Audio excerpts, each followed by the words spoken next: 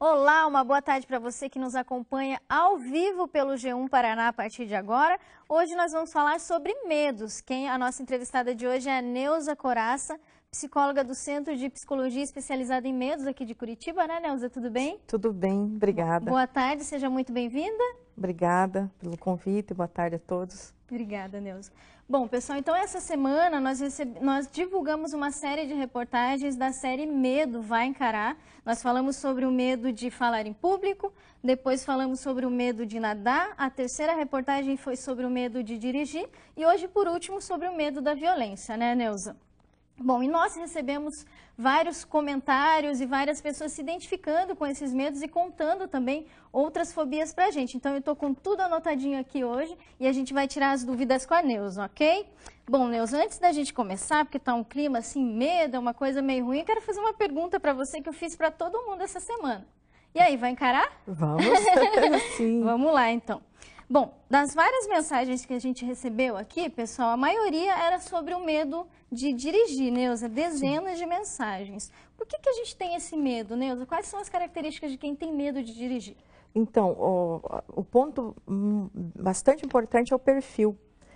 Acho que assim, uma contribuição boa nesses últimos anos, que começou com síndrome do carro na garagem, já se destacava desde o início, que é uma pessoa muito capaz. Então, ela pensa bastante, ela se importa muito com as coisas e ela foi ao Detran e ele disse, ok, você pode dirigir, mas é uma pessoa bastante exigente. Então, ela não se permite treinar. Quanto menos ela treina, menos ela domina o medo e assim isso vai crescendo, né? Mas e aí, quando ela estava tirando a habilitação, ela conseguiu de que forma? Que tinha um instrutor ali do lado? Isso garante mais segurança? Neuza? De novo, é? entra o perfil, porque é um traçado, então ela sabia o que tinha que fazer dentro daquele espaço, né? Então, é um excesso de responsabilidade. Por isso que é um perfil muito bom. E às vezes tem uma dúvida, as pessoas perguntam assim, tá, mas então quem tem medo pode provocar um acidente? Não. A pessoa que é fóbica, ela vai deixar o carro em casa. Então, ela não ameaça ninguém. E depois que ela vai dominando o medo, se torna uma ótima motorista. Porque 80% são mulheres, né? Mas os 20% que são homens, ainda culturalmente é bastante sofrido para o mundo masculino. Entendi. E quando que a pessoa quando que ela descobre que precisa procurar um psicólogo ou buscar algum outro tipo de tratamento, né, Neuza? Ela já tentou várias coisas e não conseguiu. E no começo também a gente respeitava muito, assim, aquela coisa de não interferir. Aí treinava com o marido no final de semana, chegava mal na sessão da semana seguinte, né? Então a gente estabeleceu assim, vamos tirar essa parte emocional para que a pessoa possa fazer um treino. Mas não quer dizer que todo mundo recorrer a um psicólogo. Certo. Pode ser uma pessoa amiga, mas precisa ser uma pessoa assim calma. E com familiar não é muito bom, porque quem tem a fobia é a primeira a desmarcar o horário, porque o medo judia muito, né? Então, tudo cercado de muito sofrimento. Então, ela vai desmarcar para adiar. Por isso que com alguém de fora, pode ser uma pessoa amiga, né? Porque a maioria tem a CNH.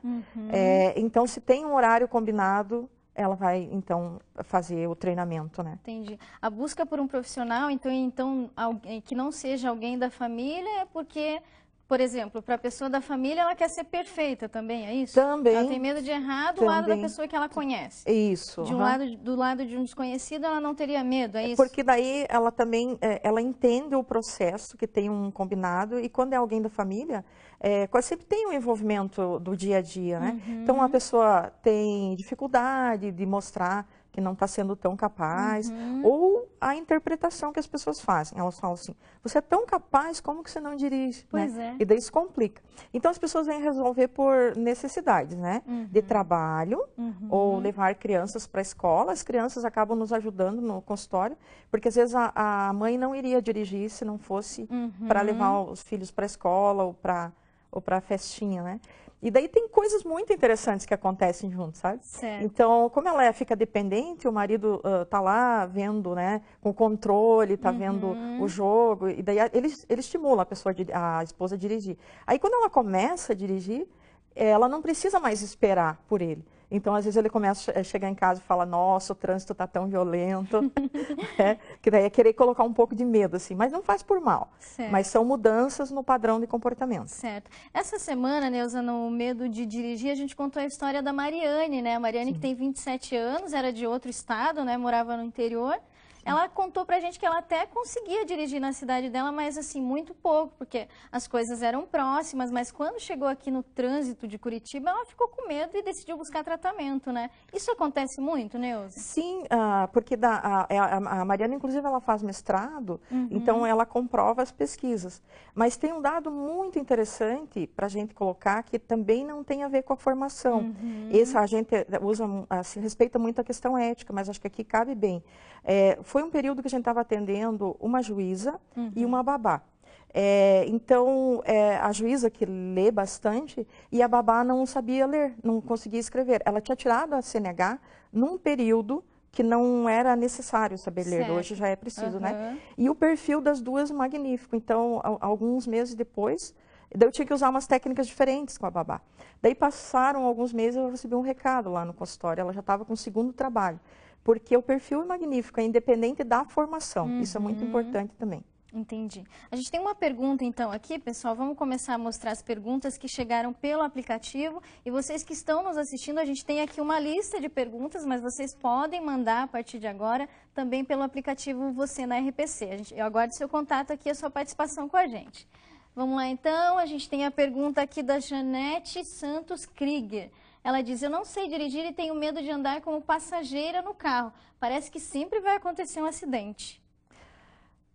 Essa sensação que ela tem é porque ela não tem o domínio, provavelmente, do carro. Então, precisa prestar atenção em duas coisas, né? A gente não pode, assim, falar tão diretamente, mas pelo que dá para entender, duas coisas. Uma, que ela deve ter o perfil que ela gosta, que não precisa ninguém mandar nela, no dia a dia, no volante da vida. Então, ela precisa trabalhar um pouquinho para essa entrega, quando tem alguém conduzindo, né? E a outra, o medo do acidente, é porque ela, no banco do carona, muda um pouco o ângulo.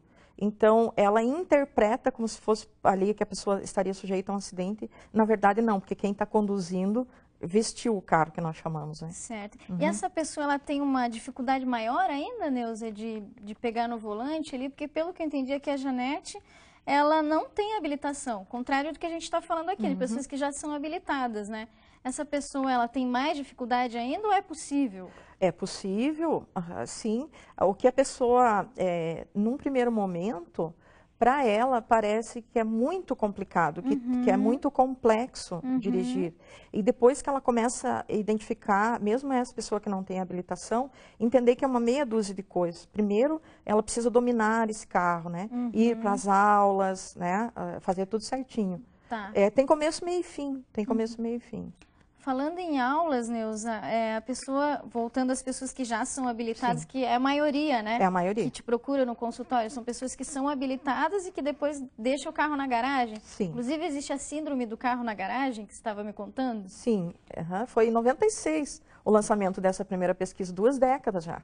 Que é quando a pessoa compra o carro, não, tem habilitação, compra o carro, mas não consegue sair. Sim. Fica nervosa porque vai sair sozinha. Sim, como o padrão de comportamento a médio prazo, provavelmente não vai ter tantas pessoas com fobia de dirigir, porque as mães são as primeiras a incentivar as filhas a superar isso. Mas casos dramáticos, eu me lembro quando a gente estava fazendo essa pesquisa, lá em 96, de uma pessoa que chegou no consultório e falou pra gente, Neuza, graças a Deus roubaram meu carro. Para você ver o grau. Olha só. Ela falou, na terapia eu posso falar isso. Ela ganhou o carro com laços e fitas e não conseguia dirigir. Certo. Olha que legal, a gente está mostrando agora a Mariane aqui de novo, que foi a personagem da nossa reportagem, e a gente fez um desafio para ela, pessoal. Ela já tinha feito terapias, inclusive foi com você, né, Neuza? Fez terapias no consultório e estava para iniciar as aulas práticas, é isso? Sim. Porque aí um psicólogo atua dentro do carro também, do carro, né? E aí a gente fez o desafio para ela buscar o marido que fica pertinho de casa, né, 15 minutos de casa, e ela conseguiu, ficou super feliz. E foi uma vitoriosa mesmo, porque eu estava perto, eu vi o nervosismo dela. Foi muito bacana também e demonstrou muito a força de vontade, que é imprescindível nisso, né, Neuza? E daí eles fizeram um trabalho bem bom, assim, o Juliano chegou um pouco antes, eles conversaram e movimentaram um pouquinho o carro. Então, quando ela entrou no carro para conduzir, buscar o marido, foi magnífica. Ela já tinha feito o aquecimento, aquele momento inicial que parece-me que o carro dominava, ela passou a ter o domínio, fazer com calma, né? Legal. A gente espera que sirva de incentivo, né, para as mulheres, para as várias mulheres que também relataram aqui para a gente que tinham o mesmo problema, parecido com o da Mariane, né, que tenham aí também essa força de vontade que dê tudo certo, né, Neuza? Tem mais uma perguntinha também relacionada ao medo de dirigir para você, Neuza, vamos lá. Pergunta da Sônia Regina Fonseca Milkzewski. Tenho CNH há mais de 10 anos, isso que a gente estava falando agora, e não treinei mais. Então, não consigo nem ligar o carro, me dá tremedeira nas pernas e as mãos começam a suar. Sim. Ai, é complicado, né? Sim, por isso que é importante, assim, o livro, ele está bem colocado, a gente colocou um capítulo lá no site para as pessoas verem se interessam. Quando saiu a pesquisa, ela foi bem comentada, eu recebi uma ligação de uma senhora de um sítio lá de Santa Catarina. Ela falou, eu estou longe dos grandes centros, como que eu faço para dirigir? Então, esse planinho de trabalho, ela pode ver ali também, a gente orienta um pouco lá no site, mas ela precisa trazer o dirigir para a vida dela. Certo. Então, ela precisa tirar a obrigação de ligar o carro.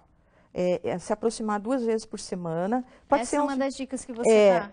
Ela pode ser 2 vezes por semana com o carro desligado. Tá, mas se aproximar o quê? Entrar dentro do carro? Fazer o quê? Entrar dentro do carro. No começo, se ambientar. Se ambientar. Às vezes ela não consegue nem entrar no carro, né? Porque parece-me que ele vai ter vida própria, como se fosse um animal, que ele vai ser vida, porque o medo distorce a imagem, né? Certo. Então, pessoas que sofreram um acidente, eles não procuram muita ajuda no consultório, porque não tinham uma imagem distorcida do carro.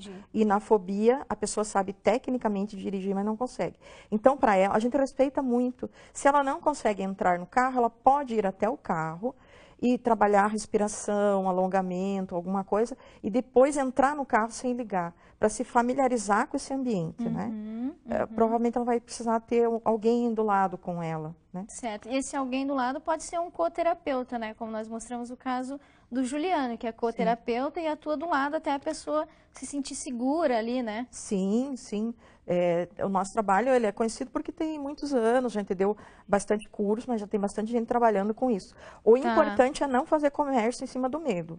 Isso acho que é o único pedido que a gente faz, né? Porque às vezes as pessoas passam cartão de crédito antes como fosse um pacote, uma compra de roupas, de um sapato, e não é.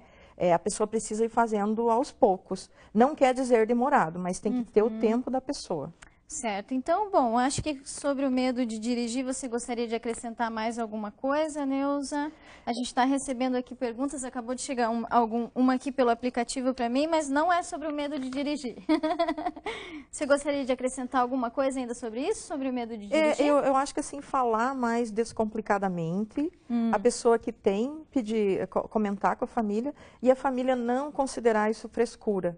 Acho que é muito importante, assim, o respeito, né? Certo.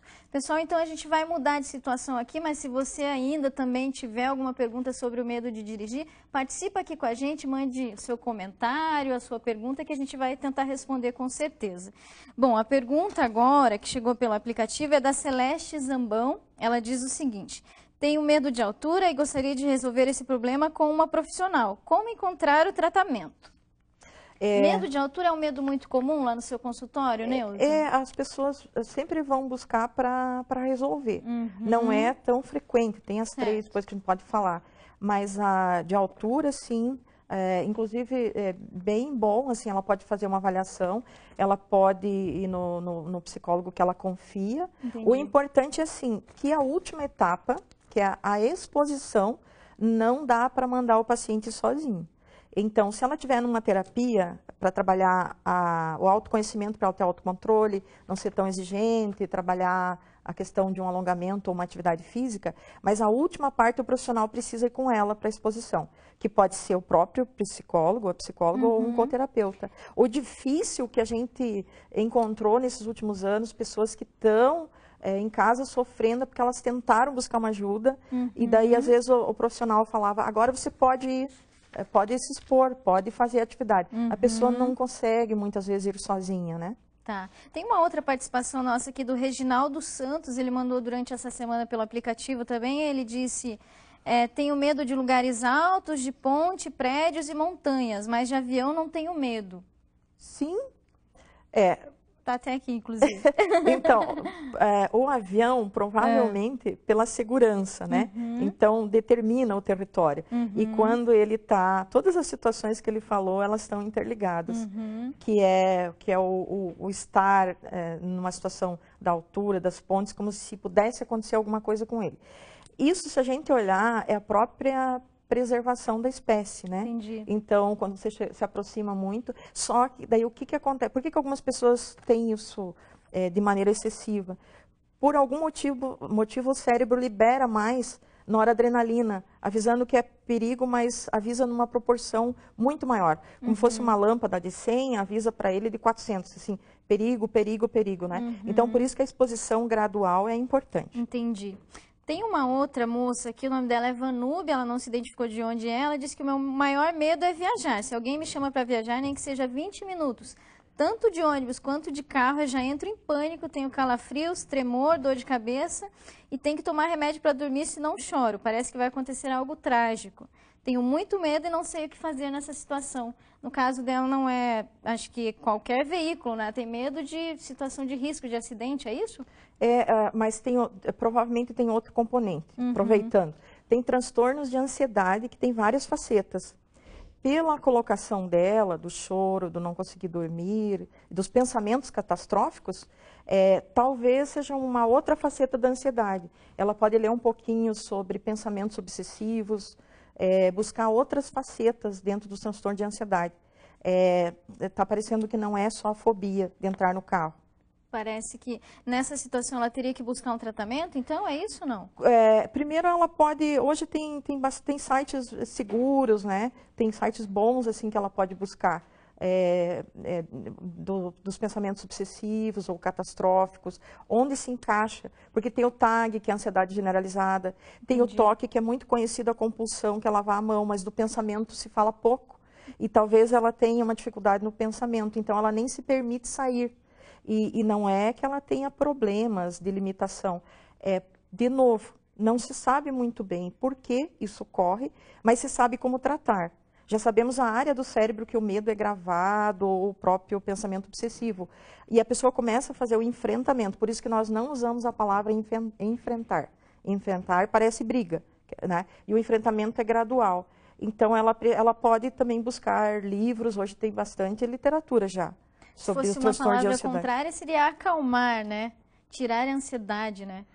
Só que, como não depende de força de vontade, então, quando você fala, não, esses pensamentos, para a pessoa, ele fica recorrente mesmo. É bem difícil. Certo, Neuza. Agora, falar de uma questão geral.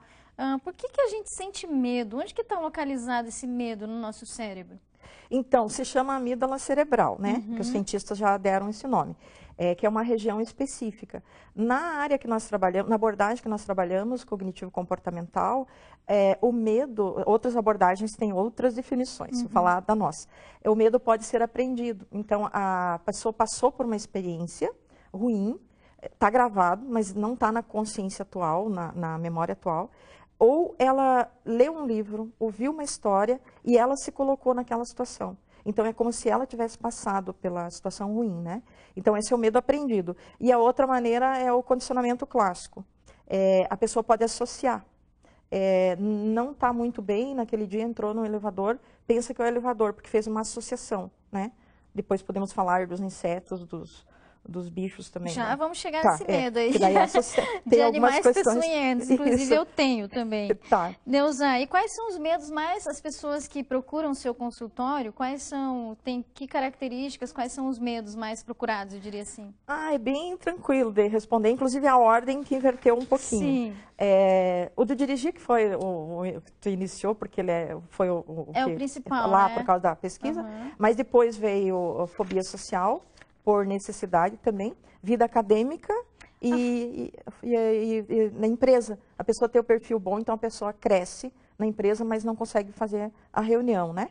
E viajar de avião... E entra aquela, falando agora, desculpa te pode falar. Interromper aí, você falou da fobia social, entra o medo de falar em público também, que a gente exibiu, né? Sim. Foi a nossa primeira reportagem da série, foi muito legal, também contamos a história do Fábio, geólogo, né, que não Sim. tinha nem ideia que ia atuar na sala de aula, e aí se deparou com a crise e teve que se inscrever para um concurso e passou, e Sim, teve que enfrentar os alunos, foi muito difícil, né? A sim, Roseli também mostramos que ela tinha medo de falar, fazer apresentações no colégio e se tornou uma advogada, né? sim. Isso interfere bastante também na vida das pessoas, né, Neuza? Sim, daí, então, vinha em segundo lugar, a fobia social, Uhum. e eu tenho memória de longa duração, eu lembro certinho até da ligação, quando a Roseli fez, eu não a conhecia, não sei, ela sempre desistia, ela passava nos vestibulares e desistia. Nesse dia ela disse, olha, eu acho que eu vou desistir, eu falei, não, não faça isso, tem como a gente trabalhar a exposição, né? Foi muito gratificante depois da alta, entre aspas, né? O Fábio também, ele sofria de ansiedade antecipatória no caminho para dar aula e depois foi dominando bem. E daí, só para concluir das 3 campeãs de procura Claro, lá, pode falar, à vontade. agora o avião, ele veio para segundo. Então, antes, que era caro andar de avião, né? Viajar, tinha que fazer um orçamento. Hoje está mais fácil. Então, pessoas que nem sabiam que teriam fobia de andar de avião, estão se deparando com ela. E o procedimento é o mesmo, assim, porque o psicólogo não é muito fácil acompanhar porque ele fica mais caro.